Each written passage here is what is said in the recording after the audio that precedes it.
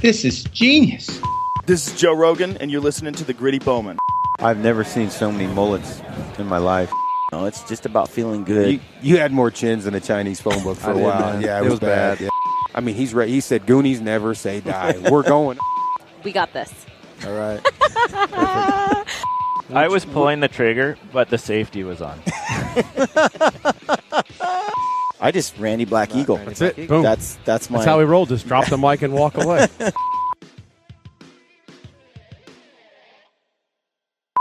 Your handlebars kind of got chopped off, dude. A little bit. Cut my hair. There's this place. I called a buddy. I'm like, hey, should get a haircut. Where's there's a shop in town called Bighorn Barber Shop. And they're like, oh, sit down. Did you surprise my you? eyebrows. What?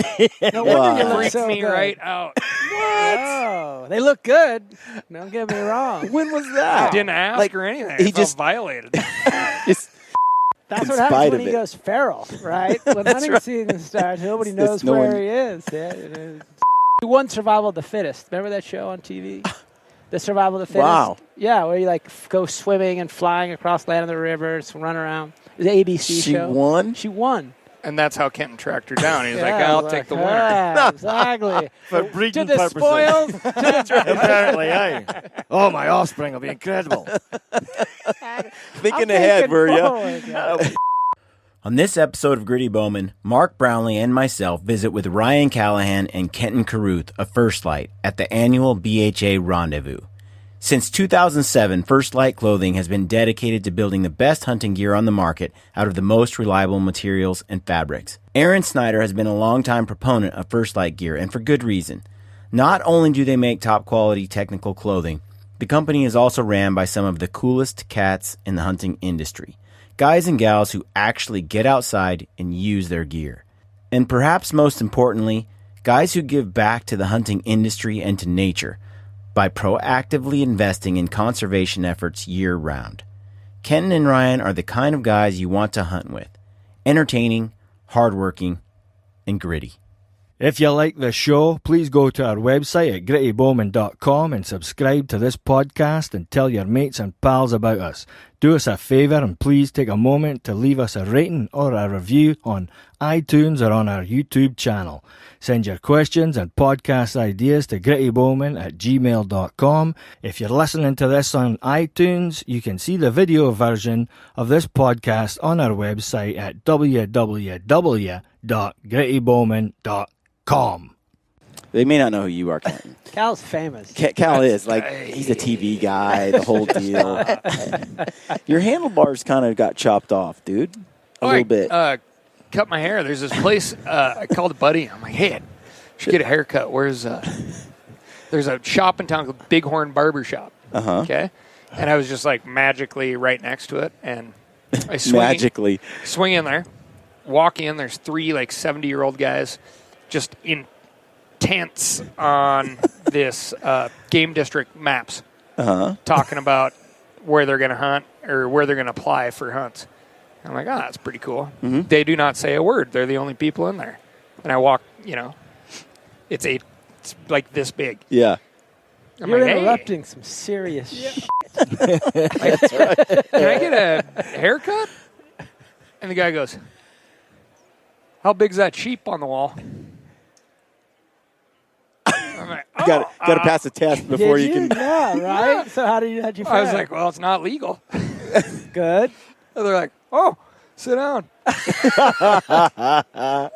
it was hilarious. This is in Missoula. Yeah, in Missoula. And he's Wow. well, how big's that mule deer? You like horns? How big's that mule deer? And you sit down, and they put the gown on you, and the guy drops a stack of 5x8 glossy photos on your lap. He's like, look at those. No It was way. hilarious. Did you? What This is a real man shop. Yeah, I it like sounds it. like And I don't have much for anybody to work with, so it took that's saying a lot. about 12 minutes. I was going to say, you got through about 2 of those, and you gave it back, and you're ready to go. It was awesome. I It was gotta great. say, so anyway, you're looking good, I man. had to trim everything down. 'cause Yeah.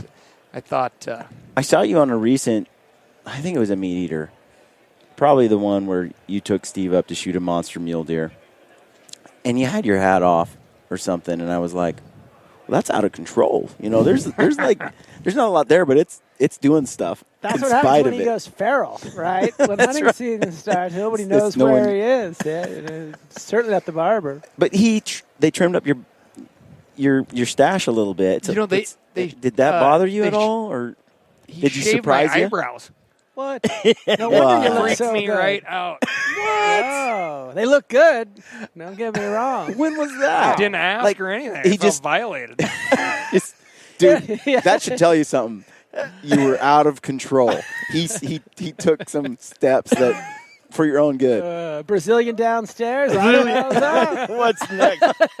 Drop your pants, pal. Light as a feather. But I'm looking at your eyebrows. We're going to clean you right up here. They're still real serious. Like you're not laughing much. I think it's an evolutionary thing. Oh. Protect your eyes, right? Right. Yeah. Yeah, I lost the hair on top a while ago. I grew up real thick right here, right above the ears. Keeps your just brain kind of warm. around, but the top, it doesn't really grow anything. Speaking of real thick, you're giant in the chest and shoulders these days. Me? No. Because when I first met these guys at the Tamarack shoot. Yeah. He was kind of spindly. It was kind of regular, maybe. Yeah. Now he's just. It's this First Lite shirt. I'm telling you. Guy. See? There you That's go. a good-looking shirt, by the way. It is. This is my nice shirt. dude. It's a. There we go. I love that, eh? Yeah. Yeah, I think mine's better, but that is cool. This is better though. That's what I think. I like them. I have the same one, but if I put it on, then we'd look like we were, Twinsies. Twinsies and See this thing right here though. trimming each other's eyebrows. It's a first level too. I really like it. I like this one. Oh yeah. The next level. The material that it's made out of. Yeah, they do a good job. Yeah, that was our emphasis behind adding new colors, because everywhere we'd go, people would be like, "Oh, what do you guys do?" Bowl. Like a bowling team. Bowl. That's our running joke. Yeah, we're on a bowling team. People are like, "Oh, great."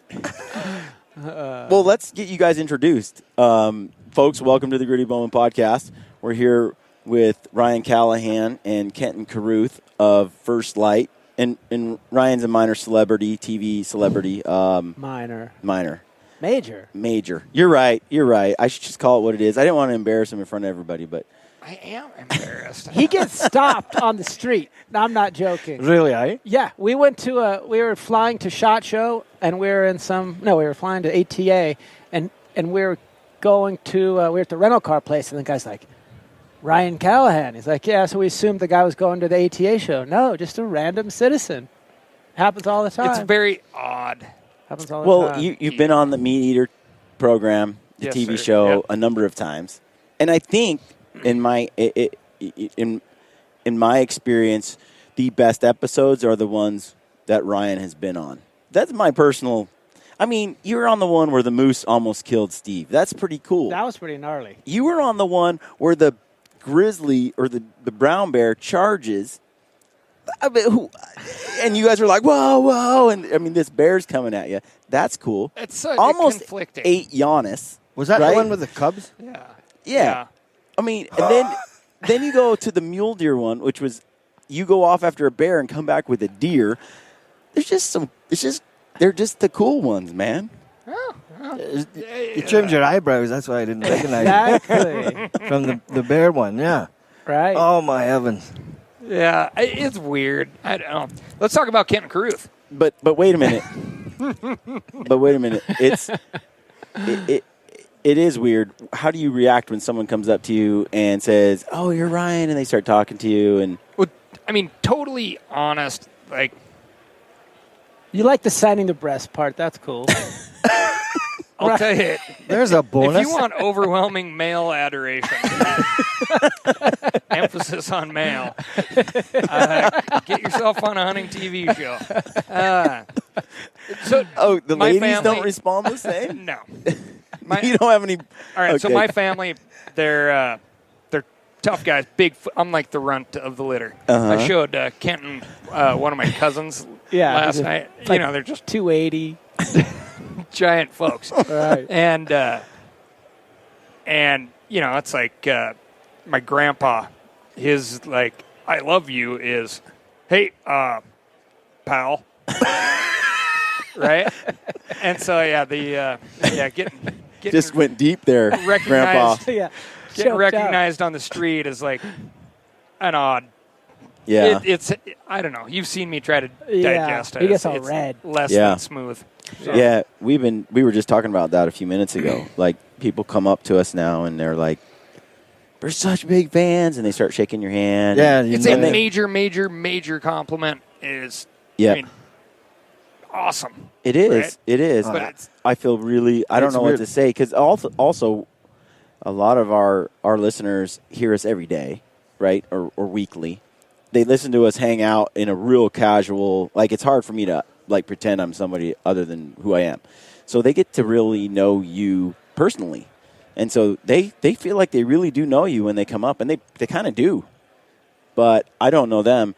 And so they're just like really friendly and like just so appreciative to meet me and everything. And I feel really awkward. But I'm trying to like just thanks. I do. I'm genuine about that. It's Podcasting. it's cool. But I mean, it's a very personal thing, and that's what people Yeah. are reacting to. And then it's strange because But then you have your buddy like and it's like Kenton standing there. You have your buddy like Bryce. And we're like, "Ooh, look at you! Aren't you Mr. Big and Famous?" Right? Doesn't he do that? Why right? wouldn't I? As soon as someone walks away, and Especially then if they you know he doesn't like it. That's right. I get embarrassed. There's a friend I went out with to an ice cream shop. He's like, do you know this guy? And I'm like, don't do it. And he's the Gritty Bowmen. And I'm like, and she's like, what's that? I'm like, nothing. And then he starts going on and on about all this stuff. And she's like, I'm going to buy your ice cream.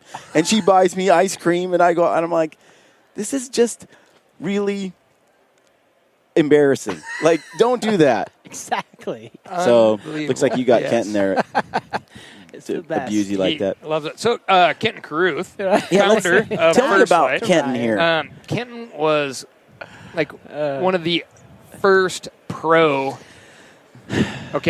professional athlete skateboarders. No. Anybody know that? No. Professional I'm not a good athlete. skater at all. I'm medium. Then- I'm all right. And he moves on, Uh-huh. and he is a professional level snowboarder. I'm okay at snowboarding. And then, obviously wealth, fame, fortune, Yes. beautiful women. Never made knocking any down money his door. snowboarding. I maybe a little bit. But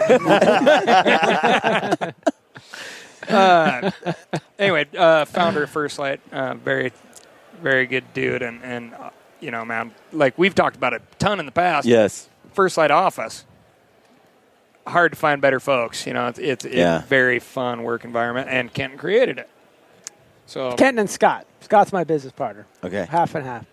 How'd you create it?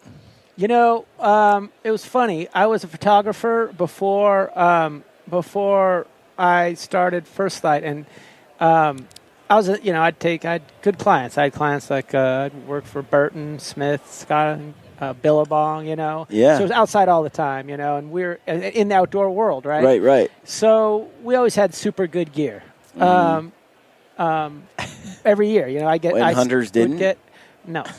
And we'd get free gear, I was getting free gear from when I was snowboarding. Yep. And it was good, like, nice base layers. And then... and Kenton has I would say it should be a condition, like a medical condition Gear? Yeah. about gear. Yeah, it's...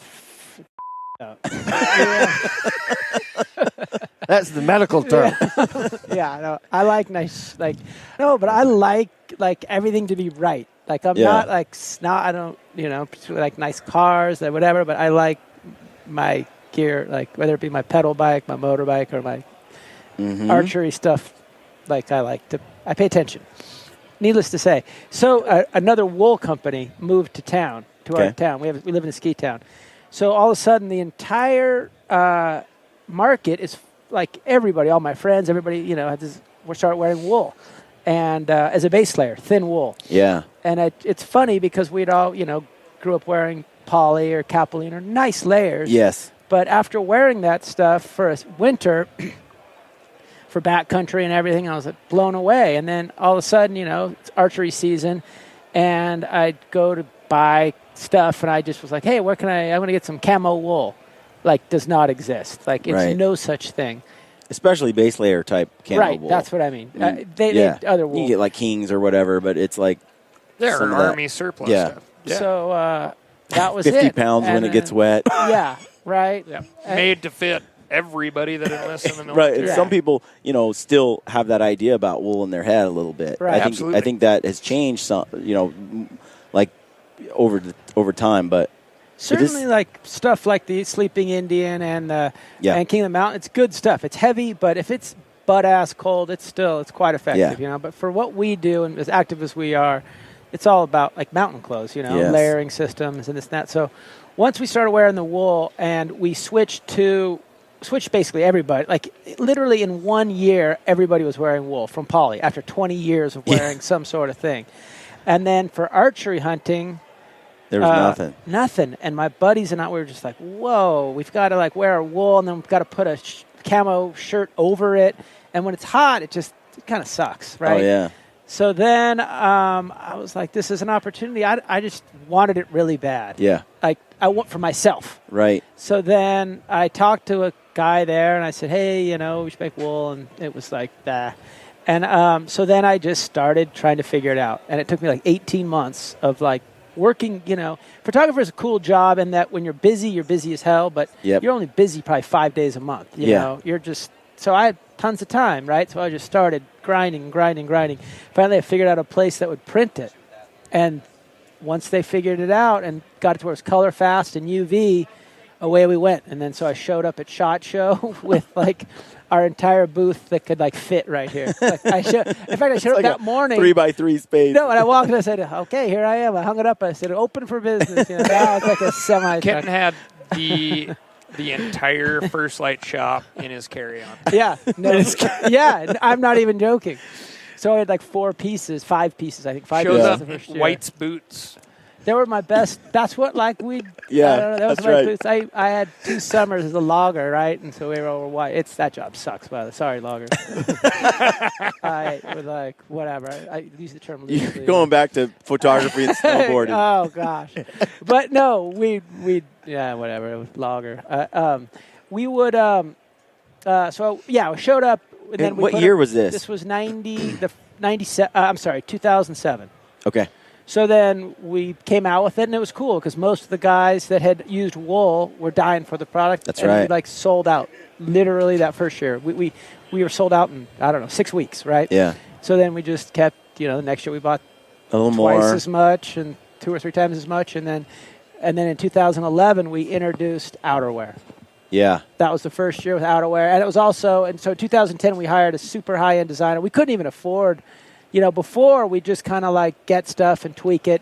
And then starting 2010, we hired a super high-end design firm. And from then on, same design firm the whole way through. And they allowed us to, they got us into really super high-end factories and allowed us to really like follow through. Like if we tried another jacket and we liked something like, oh, that works good. We can do it a little better, this and that. And since then, now we do everything, counting tree stand stuff too. That's awesome. I want to get into some of the products that you offer, but sure. I want to go back a little bit on what you said earlier. I can remember getting ready to go to Alaska, and I'm going to go to Prince of Wales Island. I know it's going to rain a lot. I'm going there for a bear hunt, and I just wanted to be outfitted well, right? And I hadn't found any outdoor hunting clothing that really did the job. And so I'm looking for base layers, and it's like all synthetic. I hated it, and then the outerwear, not really waterproof. It said it was. So if it was camouflage or in the hunting industry, it just sucked. So I was getting North Face and Patagonia and all this stuff to go to Alaska. And I remember thinking, why can't a hunting company? Why aren't we getting that kind of stuff in hunting? Yeah. And so then it started coming out, we got Sitka started coming on the scene, and then who came out first? Sitka started in 2005. They came out in 2005, and nice stuff. You know, they. In fact, it was funny. The story that I heard was that they actually had the discussion, the two founders, to start the company like 5 miles away from our office. Oh, really? Yeah, it was classic. So that was like they don't say that, but which is essentially where you and Scott had the conversation. Well, too, yeah, right? that's where we live. Yeah. Yeah. So Sitka's nice stuff. They do a nice job. So those guys figured that out, and I got to give them credit. You know, Sitka's done some really cool stuff. Like, I think it took a ton of balls to do the OptiFade thing when they did. Yeah. In 2010 or 11, like it was largely camo was ruled by two companies, you know, and then all of a sudden to kind of go out and do it like that was, man, that was a big leap of faith, you know. That was. And I think maybe, you know, but at that point I think they had a lot of backing, you know. Gore-Tex has deep pockets, you know. Yeah. But it was cool. So I don't know. That was they started that, and then, you know, we started in 2007. But I mean, we started from like zero base, like literally, like Scott and I, like, hey, let's do this. That's what's awesome too. Is there are, you know, there's some options for hunters. You know. Yeah. Yes. Totally. And there's also that competition.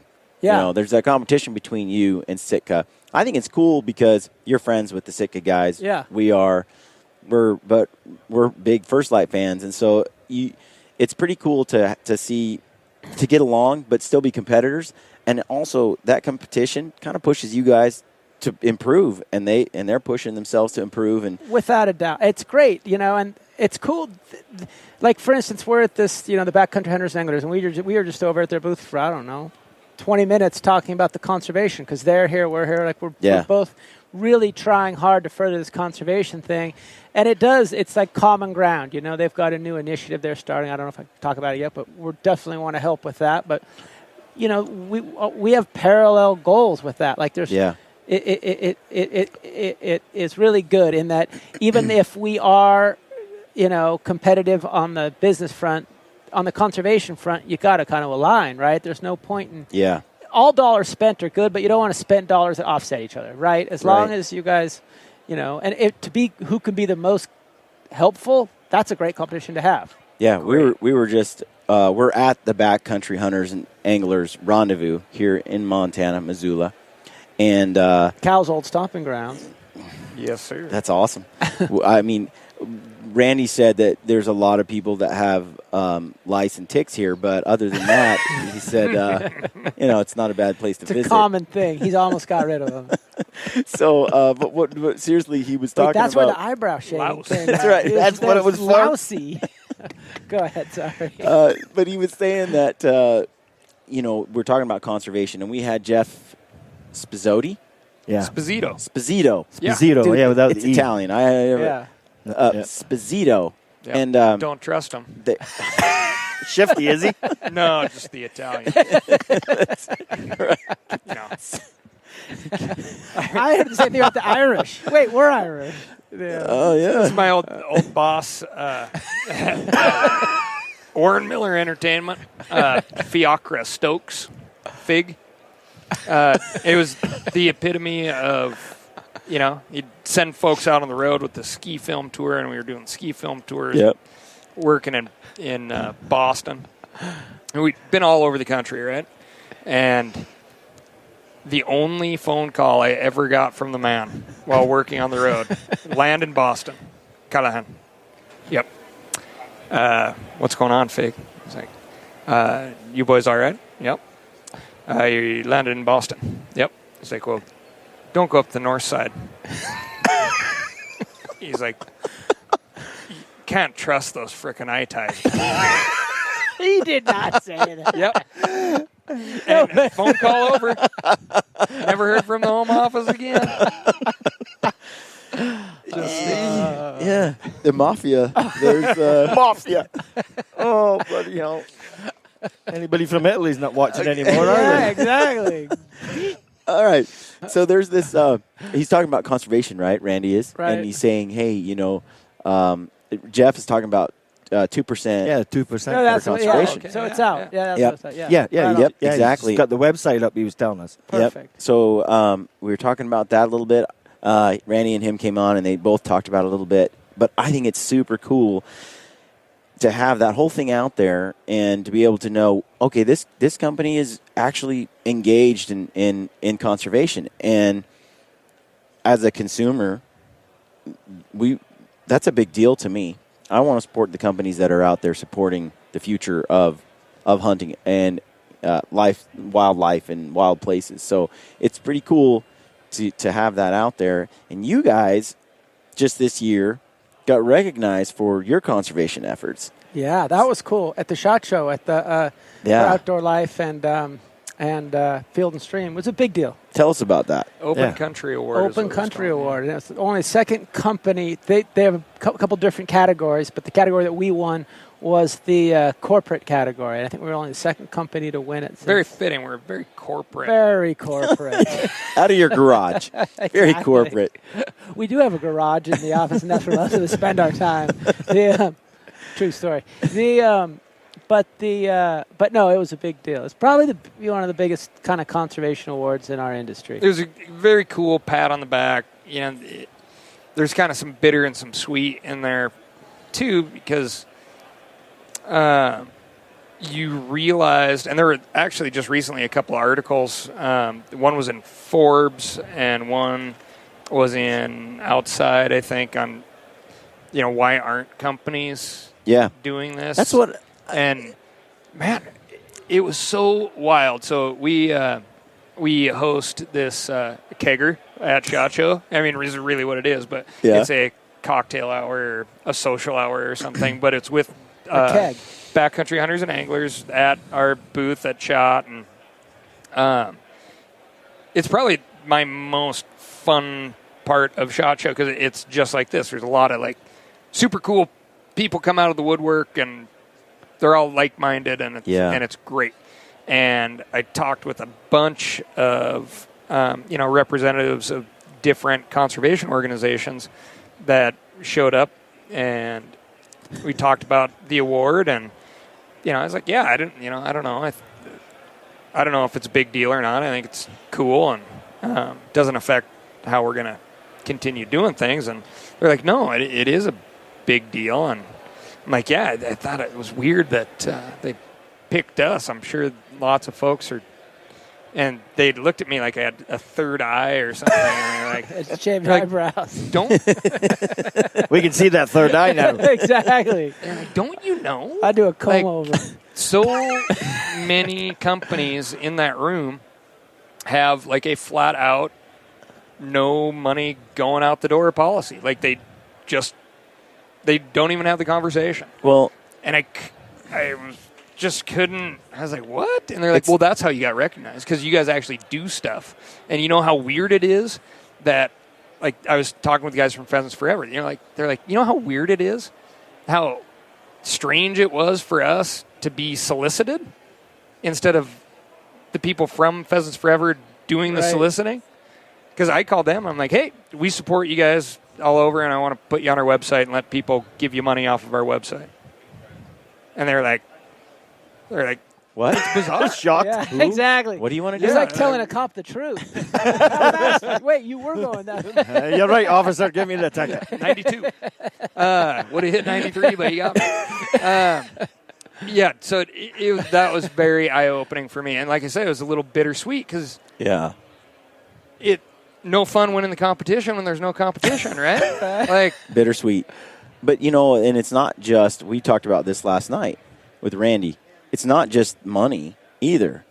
I'm kind of I'm frustrated a little bit by the lack of hunting corporations, actually companies coming out and saying, providing a stance on a political issue. They're just hands off.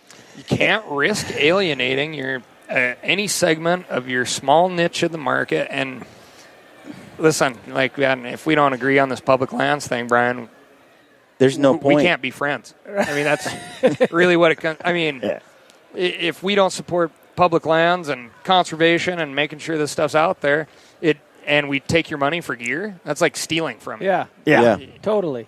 Yeah, I agree. It's interesting in that, and I can't blame, a lot of the companies, say the clothing companies, 99% of their business, if they're a whitetail company, is doing whitetail stuff. Yeah. And that is a different deal because predominantly whitetail, I'll say, I don't know the statistic, but it's, it's probably 90% on private land, Yep. And it's a kind of, I can't really slight them for not being that involved. But as a Western company where 90% of our stuff is on public land, it's huge. But right? Kenton, I have found more support from Eastern hunters than Western on the public land fight. You're Really? right. Yeah. And that might be because they've Tons of seen, emails, they've tons seen of it go away, comments. right? They're like, That's it. They've seen it, right? They've they seen know what it's happened. like not to have it and Right. to travel out west and experience it. Or Right. they, at least the guys that are following our show, they're like, it's a dream or a plan or to make this part of this Western migration either move here or come out here annually for hunting season. And it's like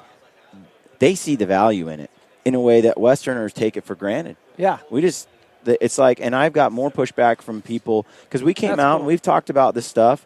We've shared how we feel about the public lands issue, and the response that overwhelmingly positive overall. But there are some people that are like, we're out. We're not with the Gritty Bowmen because we are completely against your stance on public lands. Well, And- it's gonna be an ongoing fight, but God willing, 30 years from now, whenever you're going to be able to say, "Hey, you're welcome." Yeah. Yeah. Well, and you look didn't at support us, but all the work I did supports you. Yeah, the thing is some of it is just education. They're just understanding the whole thing. There's a lot of folks out there who think they know the issues, but really don't. So I'm not so much necessarily saying this is how it should be.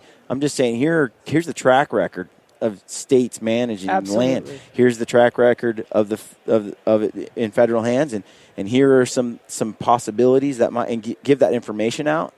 But what bothers me is I'm not seeing other companies coming out or other groups and really saying anything about it. There's too much political risk, and that's the part that I'm like Ted Cruz came out and talked about making the rest of the United States just like Texas. Well, there's a lot of people who love Ted Cruz that listen to our show. That was their favorite, right? Idaho's like 90% public land. And so when I come out and I say that, it's like I know there's a risk there, but you have to. I feel like it's like your obligation, especially if you have a platform and you have people that are looking to you for information. You have to take that risk. And so it's cool that First Lite goes out there and you do what you believe in. You support conservation, you fight for public lands, and at the same time, like you said, Ryan, look, if we can't get on the same page, then we can't be friends. Right. I mean, sorry. And that's a risk that companies trying to make money aren't willing to take, and that's disturbing. Yeah. Well, I mean, the crux of the issue, and it's really difficult, is that I'd say you walk in this room, most of us are pretty right of center, I would say, right? Yeah. Right. Definitely gun guys, and stuff like that, right? Yes. And then I am, and then all of a sudden, and people that advocate small government, they want less and less. But the problem is that when it comes to public lands, you must kind of make a departure from that kind of small government because the drill. The government says, "Oh, you can take the public lands of the state." That's just one step closer to privatization, and once that happens, they run into bad fire. We all talked about it, and then it slides away. There's no money, and then and they sell the land. It's got to be a bipartisan issue, though. It can be like you can still be, conservative or whatever you believe, but the public lands, it's public. Keep it public. Yeah. Do you think Ted Cruz has ever taken a trip into the back, yeah, right. These people, he doesn't get it. They don't, and I feel sorry for them, really, because it is. I guarantee you, everybody who goes out and has a tenth of the experiences we do, yeah, they'd be on the exact same page. Yeah. Right. They would be on the enjoy exact it, same right? page. How They'd can be you like, not "Oh like my being God." How can you not value it? The idea of it being completely privatized is such a sad scenario. And hunters, all the ones I talk to are like, no. We don't want it privatized. We just want the states to manage it. they're the same thing. Yeah. The state's managing it turns into privatization. It's a foregone conclusion. And the people fighting for that, they know that. Right. And so they'd love to see it go to state control because that's just one step closer toward the privatization. Right, that's what Randy was talking about. Yeah. That one state that sold off. They had millions Nevada. of it. Nevada. And now they've got like 3,000 Yeah. acres out He's of a good dude. 3 million. Randy? 30 million. Oh, he's brilliant. Very cool. Yeah. So Love the dude. Very cool. So on that though, I would like to see like in the NRA, for example, because you're just talking about right of center. Well, we all want our guns, right? It seems like you've got to go like to this conservative side to keep guns, but if you want to keep public lands, you got to go to this liberal side. Almost, but Where are you going to shoot your guns? but without the public land, the guns and the hunting, Right. That state management issue, just go back half a second here. You know, everything gets watered down into these sound bites, right? Yeah. And you tell somebody, it's like, hey, who would you rather have, you know, managing this forest? Somebody in D.C. or somebody here in the state? And people, oh, well, the state. that totally makes sense. Yeah, of Yeah. course. You know, Which- it is so, it's not even a shred of the truth. You know, it's like these Forest Service people, federal employees, but man, they're not there because they hate the forest. Right. You know, they are working their tails off for very little. They're fighting like dogs just to get a full-time job, Yeah. and they're back every single season. Yes. They care. Yeah. They care more. The thing is, like than you know. Ted Cruz, he came out. I've said this before. And, he's like, only 2% of Texas is owned by the federal government, and we in Texas think that's 2% too much. We need to make the rest of the U.S. just like Texas. Well, had he said only 2% of Texas is public land, and we in Texas think that's too much, and we want to make the whole rest of the U.S. like this, that changes everyone's mind, right? Like, Right. you just plays to that party line, to that conservative voter who's like, yeah, you can't own us. The government's big government. We're going to destroy that. Let's take it. What Let's he's really explain saying. Texas. There's great Texicans. Brisket's awesome, but man, they got Do you know how many giant emails? rattlesnakes, ticks. Everything sticks to you. Everything cuts you. I lived It's- there for years. Two of my kids were born in Texas. They got cockroaches. I ducked mosquitoes. I mean, shite. Everything's bigger in Texas, and that's no lie. Mark shows up as a Scottish Canadian and with long hair. Yeah. It didn't go over well. Oh, no. I let me looked guess, for a little job for hockey 2 hair, months. a little party in the back. Oh, it was, Yeah. it was long curly hair, Short up 2 front, months I'm though? looking for a job. Can't get a bloody job. Went to the barber's and I said, I need to get a wee bit off the sides and just leave a wee bit on the top, before I could do anything. And I was like in the Marines. He did you a favor. The next right? bloody day, I got a job. Honest, hand to God, true Old story. school. I loved it, though. I loved the culture down there and stuff Right. like that. But, yeah, the heat was too bloody But hot. I got hundreds and hundreds of emails from people from Texas that are like, right on. Love your podcast. Love what you said about it. Totally true. We do not want the West like Texas. Please do not make it like Texas. Texas is, you got to pay for this. You got to pay for that. I have to pay a $6,000 lease every year just to hunt like this tiny little Right. whitetail land. Right. They're like, I travel to the West every year. It's amazing what we have. Too bad Texas, there isn't actually public land here because it'd be an amazing place, but it's all owned by people. Right. There's not a place, and they're like, and they're in. All those people were in full support, and so I'm looking at who is really pushing that, who's driving that, and I talked about it last night. It's those people that want to buy up the land. Right. At the same time, they're using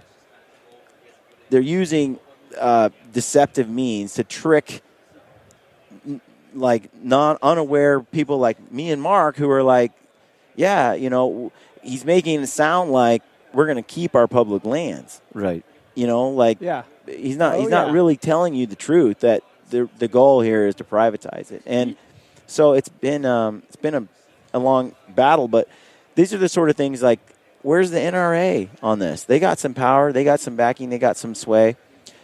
Yeah. It disappoints me that I don't hear them on the public land front. I'm disappointed in a lot of other companies out there that aren't taking that same stance. It's the follow the money thing, right? It's a tough deal, man. And we know some folks that are, they're like godlike in the NRA circles, but they also get it. They're like, they hunt all over the place and public land. They love adventure and stuff, but it's there's a lot of money involved. Yes, and that's the thing that I get it, but if we don't put the money aside, and compartmentalize, innovation, right? take Break that, it down to us. Or Kenton, what type of gear do you think you'd develop if your entire hunting experience is, let's say, a box blind on the lease that you have? I'd be more concerned with what brand of cooler I used. right? Yeah. Like clothing, hunting clothing. Like, what would you develop? Something that kept beer cold from 8 o'clock to 8 o'clock. Yeah. No. Seriously, if that was how that. I mean, there's a different. Yeah. Yeah. It's a different deal, but I don't know. I think I don't know. I think there's a lot of force too. About a couple of years ago, I remember when that video came out against backcountry hunters and anglers. Did you ever see this? Green decoys. Green decoys, right? Yeah. And they talk about how the backcountry. But I got a lot of emails on that too. Wow. I think we've finally right, and how backcountry hunter and anglers is anti-gun. Right. It's like, oh, we'll get them. Right. And realize we're here and there's guns everywhere. Yeah. Timber's here. It's like they're number one. It's like. Oh, and by the way, you get a gun when you sign up. Yeah, and you get a gun when you get a lifetime. But they hate them. Yeah. But it's just funny how kind of manipulative people are. Your quote was genius. You can't outfart a skunk. Right. You can't outfart a skunk. And that's just it. Like you were talking about 2-minute sound bites, like Ted Cruz, that 2-minute thing, right? Well, it takes us a freaking hour to explain how wrong that is. And so the 2-minute soundbite in this culture can just win out.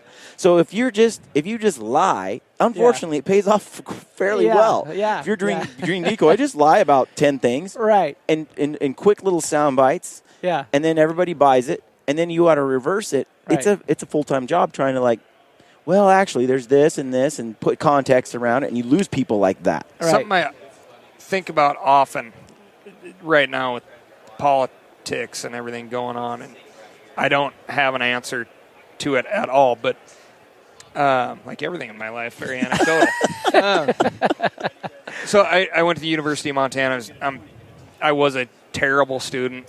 I picked history and anthropology because wow, I wanted to be Indiana Jones, right? Turns out that guy's not that good of a guy when you look at it. Or that employed. Yeah. So, but wait, Indy? Dr. Jones. So I obviously pre-Crystal Skull debacle. Right. I hold them on a higher level. Anyway. Aliens, it just went too far for you. Disappointing. History and anthropology is the only thing I pay attention to, right? Mm-hmm. I took awesome classes like Native Peoples of Montana and just cool stuff. Well, learn how to write history papers. Yeah. And every professor's like, well, there's 100 books written on every subject. Read those books. A lot of conflicting stuff. You read through everything. You come up with your own opinion, and that's what you write. Yep. Okay. What in God's name happened to that? Well, right? You need a donation from a certain group, and so you get paid to write what they pay you to write. It's like buzzwords. Like tweet, 160 characters. Like, oh, yeah. Aliens Of found. course somebody in the state could manage it. You know what I mean? Oh, it drives me insane. Oh, that's funny. So, okay. I mean, it's fitting that we talk about conservation and everything because we're here at the Backcountry Hunters and Anglers Rendezvous, but I want to talk about First Lite Clothing a little bit too. You guys came out with some new stuff this year. Yes. So tell us kind of about your favorite new products. We've been we're coming out with a blended wool. We've been working on this project for a long time. Yeah. Basically, we wanted... And, blend was that's bad stuff. Yeah. Right? So it's kind of Cheap. been hard for us to. But and it's hard to print. But basically, we wanted to come out. What we found over the years is about 170 weight. That was our thinnest, 100%. And that's about as thin as we could make it before it would get any thinner and it would really get beat up. You know what I mean? It would Yeah. just get thrashed hunting, right? Like, so we wanted to make it stronger, but more than anything, what we wanted to make is a hot, wet wool that's suitable to wear like antelope hunting where we are. It'll be 80 degrees, or certainly in other parts of the country, it's far hotter than that. And we tested, we test everything. We have like products from every company, and we get to, it's cool. Put it on. And try it. And, but we really like this blended, an intimate blend. That's the trick, right? So the Kokona treated poly is blended with, with the wool. Yeah. Not spun, but like it's called intimate blend, where This Kokona thing is 37.5 is really like the working name, but it's all the synthetic fiber, anything synthetic fiber stuff that we use is through this company, and they kind of have like this secret sauce, and it's very scientific, but basically it just makes water evaporate really, really fast. dries So, sorry, go faster. ahead. Yeah. Nice. Does a bunch of things, but it's really hard to print, right? Because you're printing two dissimilar fabrics. The wool reacts to dye much different, right? And Right. that's presented a problem. And wool's a beast, I mean, it's not a man-made fiber, so Yeah. like Wool's not a man-made every fiber. Huh? What'd you say? It's not. No, man-made? yeah, it's Oh, not okay. synthetic. It's not synthetic. Right. So wool, like Wool's natural. you don't have every fiber is not exactly the same. Right. Yeah. And then you got something, man-made that you can make Exactly exactly the the same. same. Yeah, Right, so- right. And it Takes the reacts dye. different to the dye. So once we figured out how to print it, away we went, and it was cool because it really is a superior fabric for hot weather. Yeah. So that's cool. We've got those in a couple shirts, 3/4 long johns and shorts, and then the rain gear, the jacket. Existing jacket we kind of split in two. We made a super lightweight one that's still as thin as we could make it, but burly enough to still hunt in, But Yep. it's super. It's the most breathable jacket by probably 20% of its kind, and totally waterproof. And then the jacket, same thing. There's nothing as breathable as it is, and it's tested to failure. I think it was 35 or 38K. But Yeah. it's the heavy duty one is the jacket that you put on when you walk out. It's raining. It's gonna be raining when you come back to camp. Yes. It's 25 ounces. It's full on 3.5 layer heavy duty. Or the lightweight one's the one kind of more, say, of a Rockies one where you've got it in your pack. It's that piece with our new lightweight puffy is 1.5 pounds, and that's the kind of thing that it goes in your backpack when you leave the truck, and when you come back, whatever, that night or 3 days later, hopefully it never came out of your pack, Right. but you got it. And Yeah. if it goes really sideways, those two pieces in conjunction, they provide a lot of warmth and total waterproofness. So that was pretty exciting. Some of those two things in general, a lot of accessories and stuff. Really cool gaiters. The gaiter project has been going, tall gaiters that we've been doing. That's fun, because it's like you think, oh, who's going to reinvent the gaiter? The gaiter's been done, know? Right.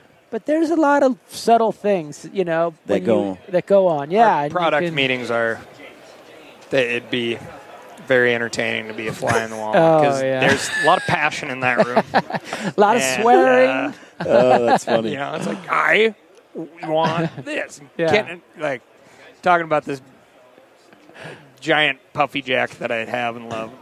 Ken's like, well, you wouldn't wear it that way. And I'm like, I'm telling you, I wear it this way. And it's like, "Rah." It's great though. I mean, it's so cool. And part of the development thing that I think we have going on is, every year we have people that are maybe not brand new to hunting in total, but to some aspect of hunting. And so you have people that have had a lot of opportunities to do fun things in the room, and then you got people that are just raring to go. Yeah. And they want to get into it. And so you have this great meeting of the minds in there. It's super fun. 12, 11, 12, 13, something people in the office, and everybody hunts, right? And everybody hunts a lot, so it's always interesting because, even though we hunt in the same area too, man, people's hunting styles are definitely different. I mean, nobody's like a road hunter. Yeah. Everybody gets out, but, you know, you go 13 miles south of town, and it's definitely more high deserty. Yeah. You go 5 miles north of town, and it is nasty alpine, you know, and it's funny. It's everybody.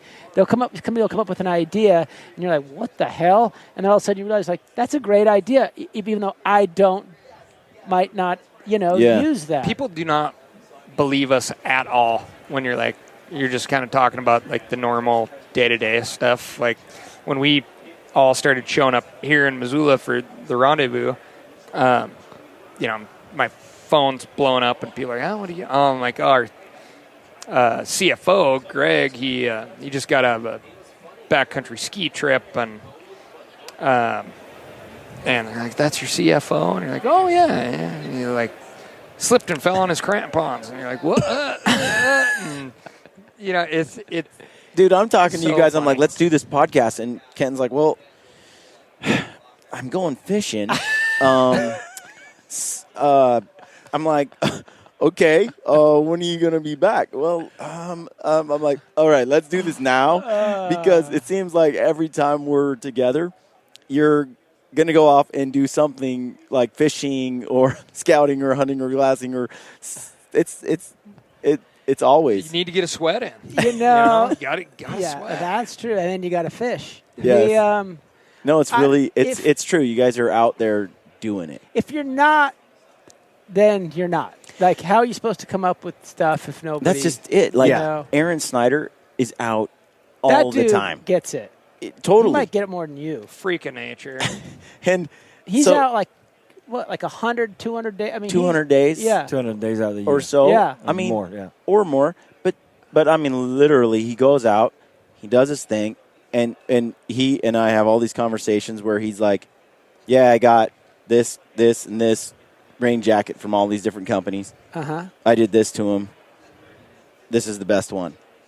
And it's like, and he does like, and then I do this to this thing, and I do this to that, and he's always testing and pushing things to the limits and putting clothes on, and then coming back going, I like this, I don't like this, and he communicates with those companies about that. And it sounds great, but it's hard to, like, in order for him to do that, he needs to be outside all the time. Right. Yeah. I mean, all the time, and you cannot. and I think it kind of gets glossed over, but it totally does. It gets taken for granted. He's got People a gear think it doesn't problem. matter. That man's got a gear problem. Yes, he does.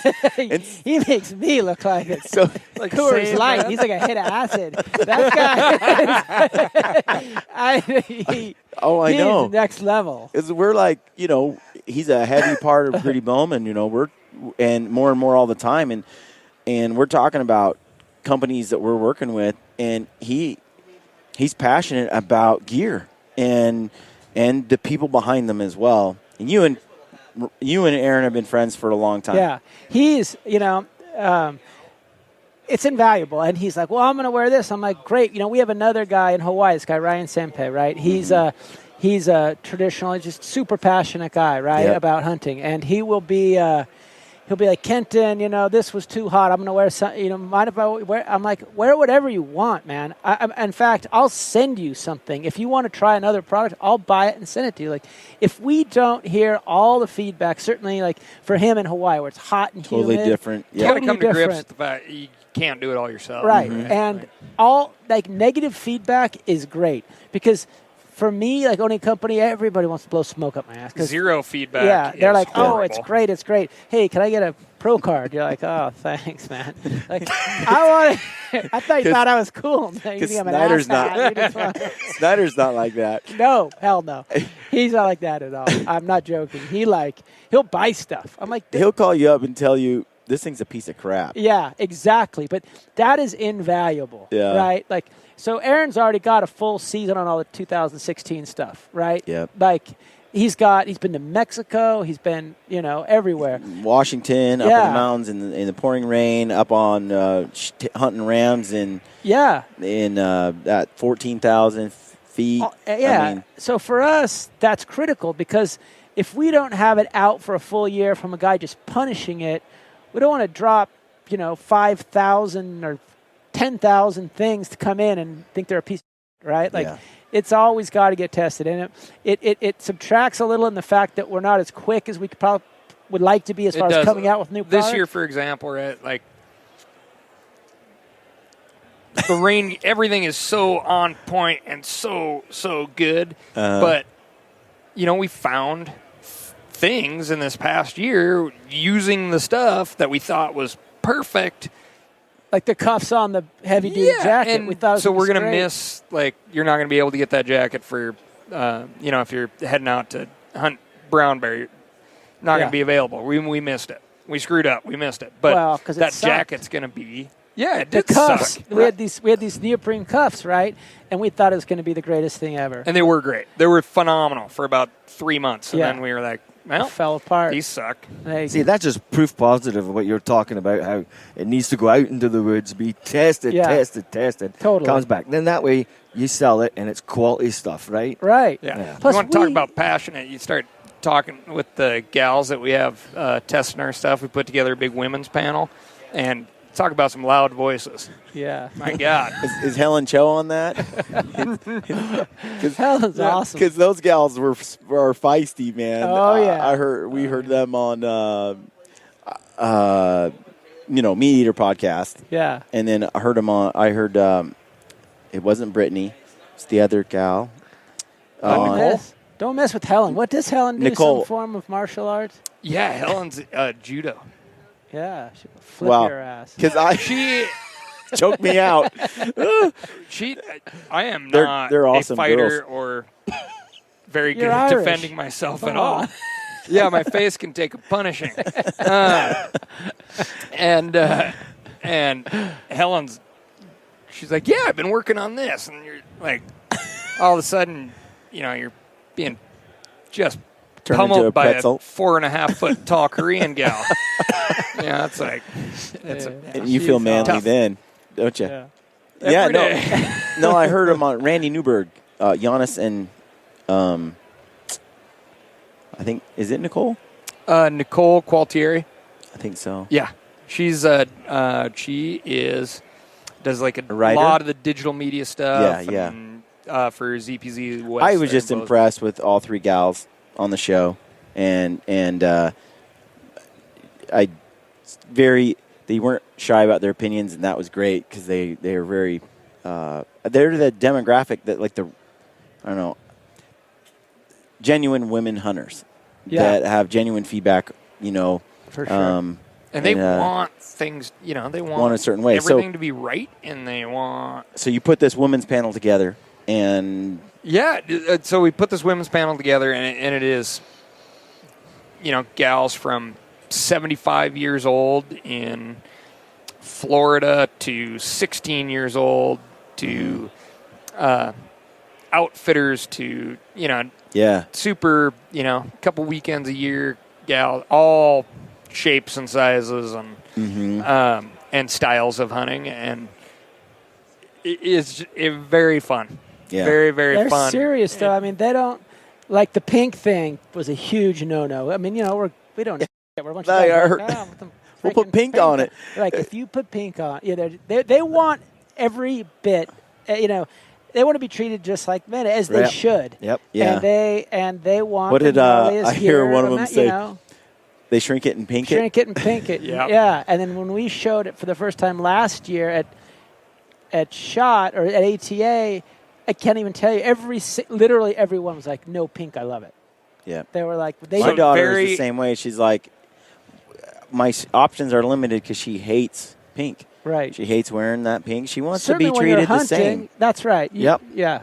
We have some gals in the office now, and they're awesome and serious contributors. But when we started going down the road of building the women's base layer stuff, we had no women in the office, and that's how we came about, like building this panel of gals, and we get to ATA and then SHOT Show, and here's like, for me it was very, very interesting, and I think we should get a little pat on our back for actually listening to the people that wear the clothing like it should be. Every male clothing buyer, and predominantly in our industry, the clothing buyers are male. Yeah, yeah. They're like, this is great stuff, but you should maybe do just the logo and pink. Just set it off. Just that way it'll kind of separate it from the guy's stuff. Every single female hunter that we talk to, thank there is no pink. Thank God. What's funny about that is like, I mean, and it's been a great amazing. seller. it just goes to show we're freaking clueless about women. Yeah, that's right. Really, like I have I'm the oldest of 8 kids, and I have 6 sisters. And my brother was born when I was like 15, so we didn't really grow up together. So my dad was a truck driver, and he was gone a lot. So it was like me and like all these women in the house. So I grew up with women. Like, that's how you learn patience, buddy. dude, Yeah, exactly. there was Patience one and bathroom. I just used the outdoors like all the time. But the thing is I think I have a bit of an edge when it comes to being around women that other men didn't. At the same time, I remember going to high school and getting to junior high and was like being around all these macho guys, and I'm around all these women that are like, get in touch with your sensitive side. It's okay to cry, Brian, right? You get in there and it was like, I was like, whoa, dude, there's a man thing going on here that I'm late to the game on. And it is not okay to cry. It is not okay to cry. That was not okay, Mom. Stuff it way down, way down deep. But way down. Here. But it's funny, like I think I'd be around a lot of guys who grow up in like an all-guy house, right? Or they haven't been around a lot of women, and we are different, and it's easy to be completely disconnected from or not get women. And the whole pink thing just goes to show all these guys are like, yeah, man, if you did that, you'd be rocking it for the ladies. And the ladies are like, thank goodness that is not on there. We want nothing to do with it. Well, to your point, the thing is, as different as, the many differences there are, for hunting, they don't want differences. They want the same things that just fit. Yep. Their bodies are different, so obviously the cuts are different. But that's the thing that we learned was like, that and a little bit warmer. Like everything's that women touch get colder. warmer. Touch warmer. Like our jacket will have a little bit more fill. But so what about Aaron? And again, that's Aaron not and us. I, That we was both very get cold consistent. really easy. you guys do? Yeah, me and Aaron get cold. Like, they just get cold. That's why he's a fire starting. Too much fiend. time in the gym, Yeah. guys. Yeah. That's what it is. Flat out. You got to have a little insulation. I got a cure. French fries and beer. That's yeah. My brother's been doing that Wim Hof thing where he gets in the ice cold water every single Oh, morning. that seems crazy. We've Whoa, got a what is guy. that? What Healy is that? does that. We have one of our pro staffer guys. This is pro surfer guy, Mark Healy. Yep. Total badass. But he does it too. Like pours that I'm not ice joking. cold water, just That- jumps in and like tries to hold his breath. And Wim shit. Hof is an ice, like, he's the ice man. You got to look him up, dude. And he was on Joe in the Rogan. Columbia ads? He was on. Was yes, he that guy? he's that guy. Okay, yeah. So- he conditioned his body over the course of years. Yeah. Yeah. And somehow, like, this cold, like, getting in the cold ice water does something for you that makes you, like, resistant to the cold, whatever. But yeah, let me know how that works. and he does the whole breathing thing, too. He does some other stuff.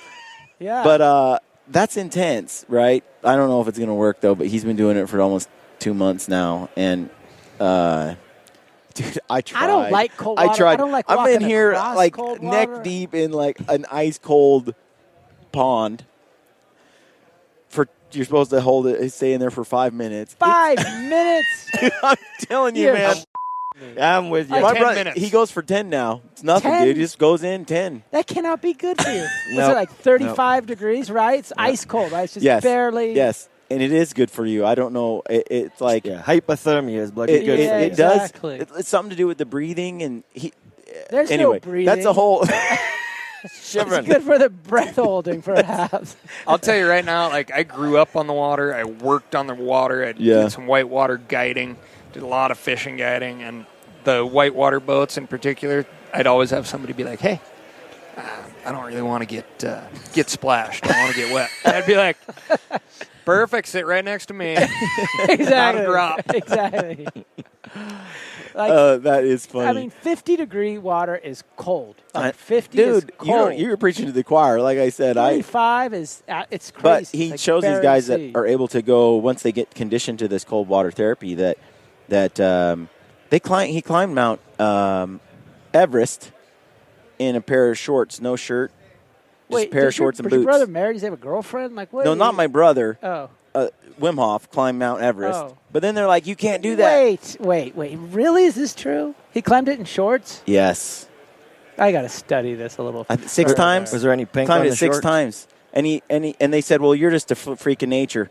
So then he went and trained like 17 other people that are like average Joes. Some are like 60 years old and older. Right. And then they did it like after 2 months of training. But they were lathered in goose grease. I'm telling you, dude. They walk up there in shorts. I'd go bear grease myself. And they just walk up to the top, and you have these guys like with all this gear, and they're climbing the summit, and then a bunch of yahoos go up there in their shorts. Wait. If things go sideways, you got to camp out. I mean, You got to check it out. He was on Joe Rogan. He was on a couple TED Talks. I mean, I'll check it out. There's something to it, man. Okay. Something to it. My But wife wakes up and jumps in the river all the time. I just don't know. She's I mean, like I kind of feel like if you're man enough, you can do it, right? You guys could do I an hate entire walking show across on the river with Kenton's my wife, by the way. Yeah? A series of shows. She's the toughest person that comes in our pretty office. tough. I cannot. Does that make you feel like less of a man? No. Okay, I so just pick hunting out as a circles? good breeder. Hopefully, it passes on to my offspring. Hunting circles, it's very, very funny. They're like, oh, Kenton Carruth. Yeah, Kenton Carruth. In, like, ski circles and stuff. It's like, hey, do you know Kenton Carruth? They're like, are you talking about Danielle's husband? Yeah, absolutely. First of all, I'm a awesome. snowboarder, right? So, the skiing. My wife was on the U.S. team, great skier, right? Oh, wow. Yeah. Kayaker. She won Survival of the Fittest. Remember that show on TV? The Survival of the Fittest? Wow. Yeah, where you go swimming and flying across land of the river, just run around. The ABC She show. won? She won. And that's how Kenton tracked her down. He's like, Yeah, I'll take the winner. Yeah, exactly. For To breeding the purposes. spoils. Apparently, aye. Oh, my offspring will be incredible. Thinking ahead, were you? you? That's romance right there. Yeah, exactly. The babies we're going to have. Exactly. Oh. The first will play football. The second will be a Bold face rider. lie on my part. But They'll climb Mount Everest naked. And play the violin. Yeah, well-rounded. So, the women's stuff, is it come out? yeah, so line of base layers, and we definitely caught some serious heat. So we like, hey, well, these are the pieces we're thinking of. What is the one piece you guys want the most? Yep. Or you gals want the most? And it was everything. Yeah. Yeah. It wasn't. It was like we want everything. Everything, right now. all of it. And we're like, and so we did the base layer deal just exactly how First Lite started, and then we tackled pants. And man, everybody, including our designer and every designer that we spoke with, is like, ew, I don't know if you guys are ready for this. Pants are tough.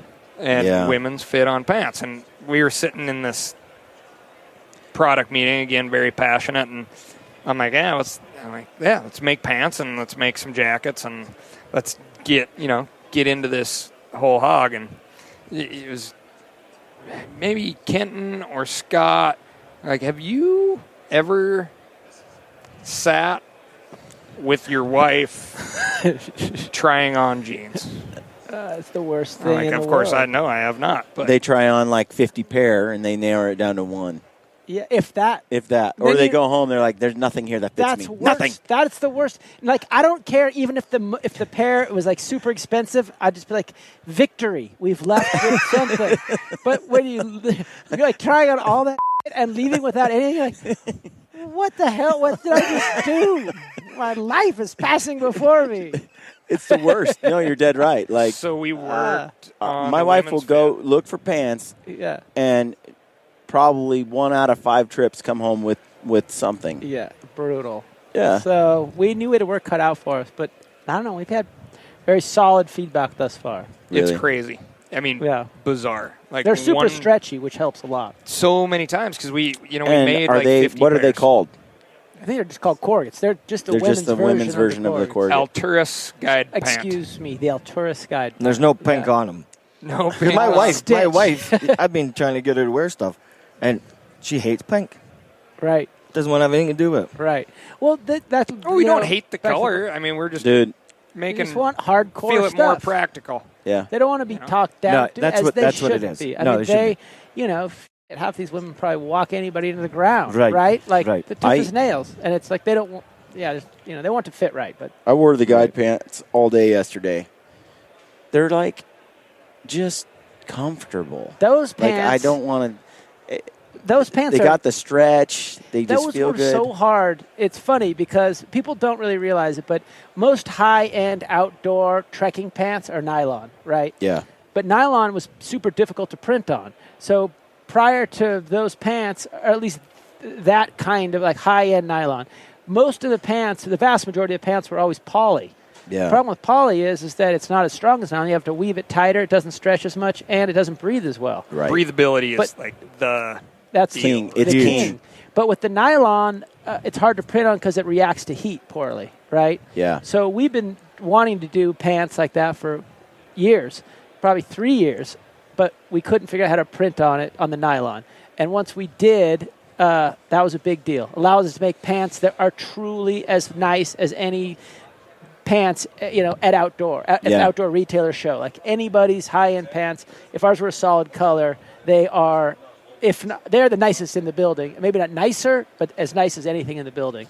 So that was a big deal. And Yeah. I'm The shot glad to show is hear. very interesting for us because we do we interact with a bunch of folks in the military world that become friends over the years, and then you have your hunting side of guys, and you talk about comfort Yeah. and on the hunting side, and it's almost like I want to be comfortable, but I'm a tough dude, so whatever. Whatever. But then you talk bollocks to that. with our military guys, and they're like, if you're comfortable, then your brain is free to think, and you're not taking part of your focus. Those guys on get into being some tough. Jedi shit, man. Yeah, Yeah. that Really military wild. guy's the tough guy. The other one, yeah. Those guys, and so the nylon man, thing it's high level. being, or breathability in general. Yeah. Breathability's comfort. Absolutely. Like things can get sweaty down there, right? And it's the most for me. It pisses me off. I just get pissed off, and I'll like yesterday. I'm walking around and things breathe, right? Then I put on a different pair of pants. Things sweat like crazy, Right. and I just get angry. I just Well, walk around with a slightly angry feeling. It can be a wrecker, man. Just like bad socks, bad underwear. You get chafing. Yep. You just turned your hunt into a waterhole hunt. Yeah. You ain't gonna, or tree stick. You know what I mean? Which You get Aaron and I have blisters, talked about the chafing thing. It's a serious deal. full on. When you got It'll buttocks, wreck it's a like hunt. Yep. tight Yep. as mine because I lift a lot of weights. Keeping it tight. There's friction, man. There just really is. So, to shave or not to shave is a question. boy. Lubricants and all that. To keep things. I've never been happier to be a skinny dude. Next I never subject. heard the whole shaving thing. I don't have to Gym deal with talk, that. I'm just Cal, saying. Gym talk. I'm just That's what we saying. talk about, It's gym guys like Guy me. stuff, Gym talk. It's real. The struggle is real. Yeah. So making sure that you have pants like that, it I got matters. called Yeah. a Fat stick. Fat Yeah, stick. Yep. The guy weirdo. called me a fat stick. Worse. Fat stick. Like- Yeah. Skinny fat stick. He's Yeah. Like, you're a fat stick. Who said that? I heard about that So this was very funny. Like, when you came back from the from we the did that deer mule deer hunt, and we had a on Steve's shooter, show. right? Camera guy. Super nice dude. Really, really good guy, but he works predominantly on Under Armour TV show. And we know a bunch of folks over there, too. Yeah. Not bad-mouthing anybody, but let's say anecdotally, we're a day into this hunt, and everybody's like, buddy, you stink. To you? No, to the guy wearing another brand of clothing. Right. And merino, whatever. If it does nothing else, it just doesn't gross the funk, right? Yeah. Oh, yeah. And when you talk about things sweating and Smelling. you're when you whip open your sleeping bag after day 3, it is just much more pleasant if you're wearing merino wool boxer shorts. Yeah. Oh, yeah. But Absolutely. this Unless guy, you like that sort of thing. we go on a very Cal. aggressive hike and come back, and I ended up getting a deer, right? And I took it apart. chased a bear, right? Knew the bear was Right. still in the area. Lots of bear sign everywhere. Had to leave the Clothes. deer, so I peeled all my sweaty stuff off and dressed the deer up. And Left all that stuff around the deer so it would so scent it up and keep the bear away. hopefully prevent the bear. So I had to walk back to camp and without my shirt on. A very impressive sight, I'm sure. But and the guy's like, Hence the fat stick. yeah, skinny What fat, did he say? fat stick. 140 pounds, but you still have a beer gut? Yeah, something like that. Had you been living the dream a little bit too much prior to that? You look pretty good right now. Yeah, you look pretty thin Yeah. and lean to me. Yeah. Had you been, My partying worst it up before that? part of the year, which is right now, Yeah, for sure. I'm about 6 pounds heavier. And then my best part of the year, I'm about 6 pounds lighter. Who's skinnier, you or Ranilla? Ronella, skinny. Man, the guy is either very afraid of cold or intolerant, or he has to be, way skinnier. Way skinnier. We were on a hunt in Montana where you could literally, if you could stand it, you could poke your finger through the stovepipe. It was that Hot. transparent, red hot. And, you could see the damper on the inside. And It's like an old folks' home. And by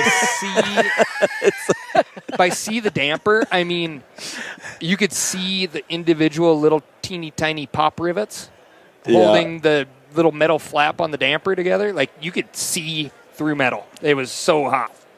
And he is wearing puffy pants, a puffy jacket, and he's inside like a -10 bag. Right? It's 17 degrees out. It's not really that cold. And I'm laying on, I didn't zip up my sleeping bag the entire time. That's not once. crazy. Yeah, that that'd what be he had me. Lyme's disease or trichinosis or one of those? Pick it. He has a trichinosis. I watched that video on Man's a petri trichinosis. dish Yeah. at this point. Like, Are you an Dude, ever like that? Petri dish. My brother got trichinosis about the same time, by the way. So I shoot this bear on Prince From of Wales bear? Island. Yeah, Right, from right. bed. We come home with the bear, and, I'm like, I send him home with a bunch of meat from the bear. And I'm like, just make sure you cook it, dude, okay? And my brother is sort of like, here he is right here. He's Medium rare. he's just like, he's not the most, concerned with details. Right? Yeah. The details are just optional, right? So it's cooked-ish. It's cooked enough. And so he ate this bear. It wasn't quite cooked all the way. How'd you figure out he got And the I'm trick? like, I got the thermometer out. I'm like, nope.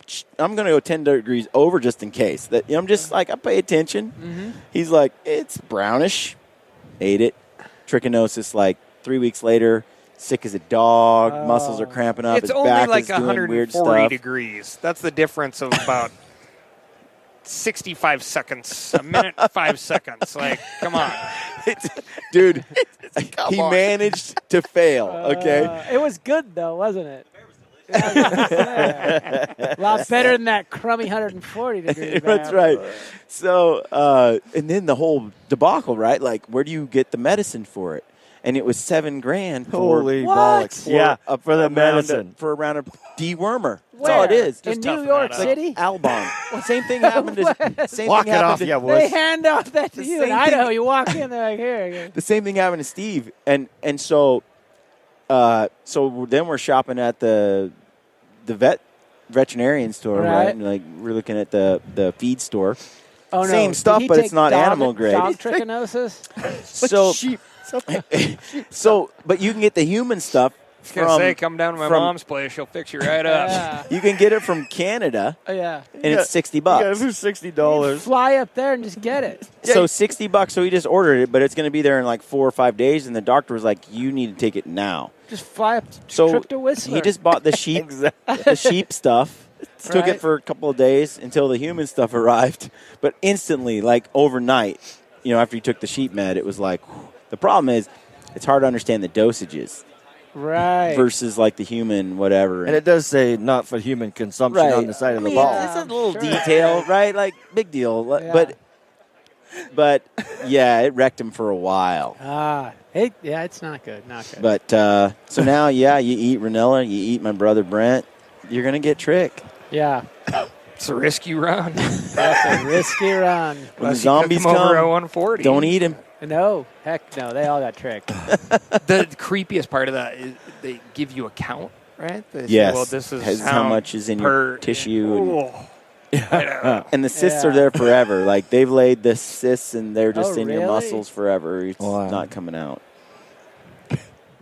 Cook the meat. Yeah. I like Dude, it I there. watched Ranella on that show and I'm like, that is raw bear meat. Yeah. What were you thinking? Well, he says that. He was pulling the raw parts off of the bits that he was eating. So when you're a kid, There's right? like 2 other guys on that hunt. Yep. Motting down here with, Navy with SEAL. Hunt Eat and Yep. Rourke. Yeah. When the Navy SEAL's like, nope, too raw for me, that should probably be an indicator on its own. Those guys can eat stuff that would make a billy goat puke. Yeah, exactly. That That's was right, it, buddy. Rambo. Rambo, exactly. Yeah. Make the Billy go peak. So, but anyway, the 2 guys are like, yeah, we're just going to cook it a little bit longer. Totally fine. Yeah. Same bear, same Yeah. meat, same Just cut. gonna cook it a little bit Yeah. longer. Yeah. That's how I am. I'm just smart that way. I'm just gonna say it, you know. It's on account of my large brain. Yeah, right here. See this Yeah, I like that. brain? Yeah. Brain. Ty Stubblefield, his daughter, Hunter. She's like, here, let me get your name tag for you. Right. Exactly. I put it on, and Yeah. people are like, yeah, I Yeah. got tricked. Brain call. I'm here, Brian, serving you. Dude, this has been happening to me my whole life, man. Well, guys, I want to thank you for coming on the Yeah, podcast. thanks for having Been wanting us. to get you on for a while now, so this is cool. Yeah. And keep on doing what you're doing. Oh, yeah. You got any final thoughts? Closer, Kenton. Closer. Conservation is good. Conservation Yes. is great. I very don't know. deep. Yeah, I think that's not very good. It's your turn.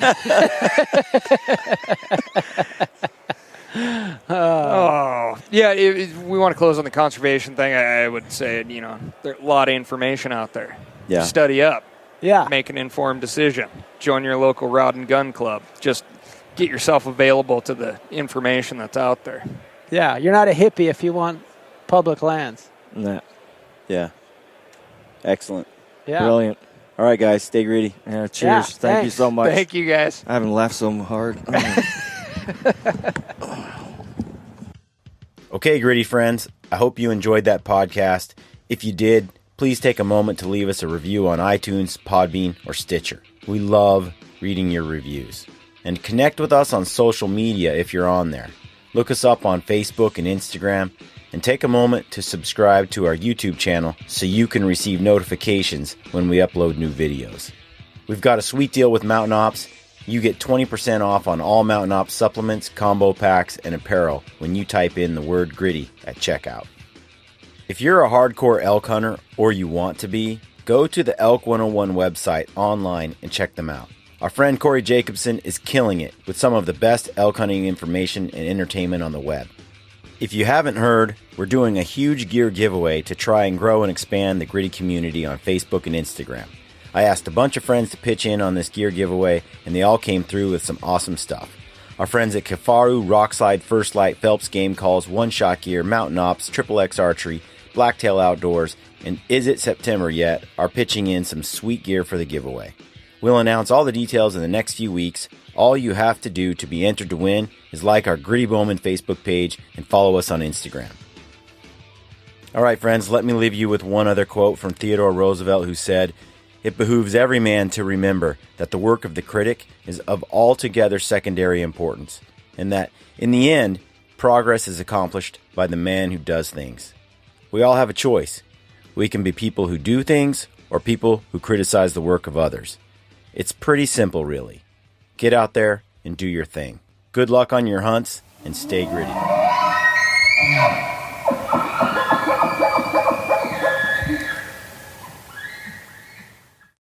This is Ty Stubblefield, and you're listening to the Gritty Bowmen. Gritty Bowmen.